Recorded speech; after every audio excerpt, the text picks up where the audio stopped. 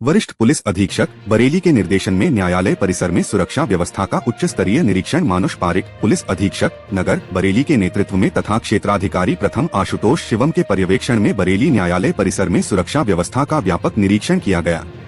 निरीक्षण दल में न्यायालय परिसर के आंतरिक एवं बाह्य परिधि का निरीक्षण किया गया, जिसमें डॉग स्क्वायड, बम निरोधक दस्ता, bomb disposal squad, PAC platoon सहित अन्य सुरक्षा इकाइयों द्वारा सहयोग किया गया।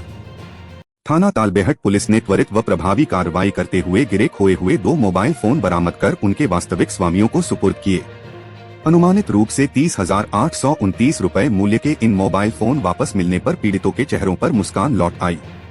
यह कार्रवाई एसपी मो मुश्ताक के निर्देशन में एसपी कालू सिंह तथा सीओ तालबेहट आशीष मिश्रा के पर्यवेक्षण में की गई। थाना तालबेहट पर जनसुनवाई एवं पोर्टल के माध्यम से प्राप्त प्रार्थना पत्रों के आधार पर नियमानुसार गुमशुदगी दर्ज की गई थी। पुलिस टीम ने पीड़ितों द्वारा उपलब्ध कराए गए खोरसमा गांव में मंगलवार को श्रीमद्भागवत कथा का समापन श्रद्धा और भक्ति के वातावरण में हुआ। अंतिम दिन कृष्ण सुदामा प्रसंग का वाचन किया गया तथा इसके उपरांत आकर्षक झांकी निकाली गई। कार्यक्रम में बड़ी संख्या में ग्रामीण और आसपास क्षेत्र के श्रद्धालु मौजूद रहे।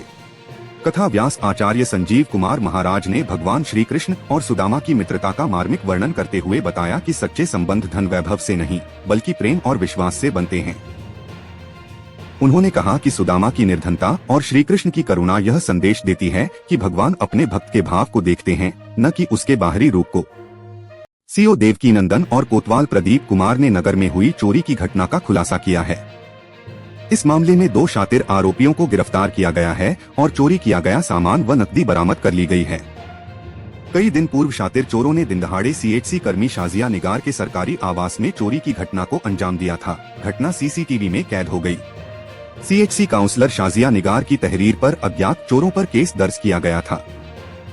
तहरीर के अनुसार चोरों द्वारा ताला तोड़कर लगभग 8 ग्राम सोने की चेन, 4 ग्राम की एक अंगूठी और 20,000 रुपए नकद चुरा लिए थे।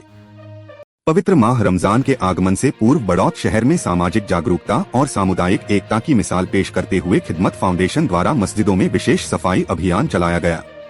फाउंडेशन के अध्यक्ष आजाद चौधरी के नेतृत्व में शुरू हुई इस मुहिम का उद्देश्य नमाजियों को रमजान के दौरान स्वच्छ, सुरक्षित और आध्यात्मिक वातावरण उपलब्ध कराना है। मस्जिदों में विशेष सफाई और सैनिटाइजेशन अभियान के तहत शहर की विभिन्न मस्जिदों में वुजूखानों की धुलाई और सफाई, नमाज हॉल में झाड़ू पोंछा और कालीनों की सफाई, आंगन व आसपास के क्षेत्रों से कूड़ा निष्पादन, सैनिटाइजेशन की विशेष व्यवस्था स्वयंसेवकों ने पूरी निष्ठा के साथ श्रमदान किया। यमुना की स्थिति बेहद चिंताजनक है। यह आईसीयू जैसी हालत में पहुंच गई है। यदि समय रहते इसे अविरल और निर्मल बनाने के प्रयास नहीं किए गए तो इसका प्रभाव पूरे समाज के स्वास्थ्य और पर्यावरण पर पड़ेगा।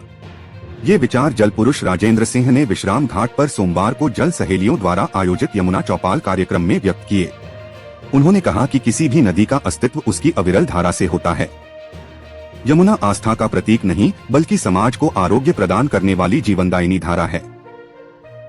नदियां बीमार होंगी तो समाज भी पूरी तरह निरोग नहीं रह सकता।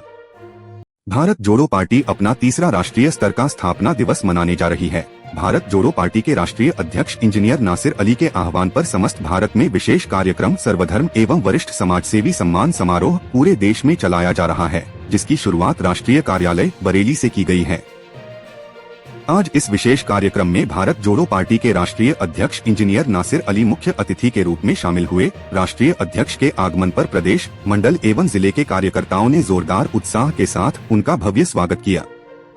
अवैध कब्जों के खिलाफ नगर निगम का अभियान सोमवार को भी जारी रहा। नगर निगम की टीम ने कालीबाड़ी फलतूनगंज क्षेत्र में सरकारी जमीन पर अवैध रूप से संचालित की जा रही एक डेयरी को जमीन दोचकर करीब 200 वर्ग गज बेशकीमती भूमि को कब्जा मुक्त कराया।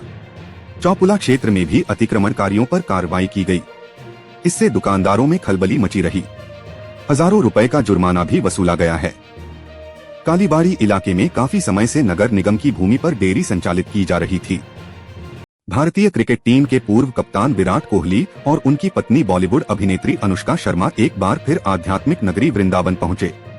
इस बार उनकी यात्रा पहले की तरह निजी मुलाकात तक सीमित नहीं रही, बल्कि वे हजारों श्रद्धालुओं के बीच सामान्य भक्त की तरह सत्संग में शामिल होते नजर आए।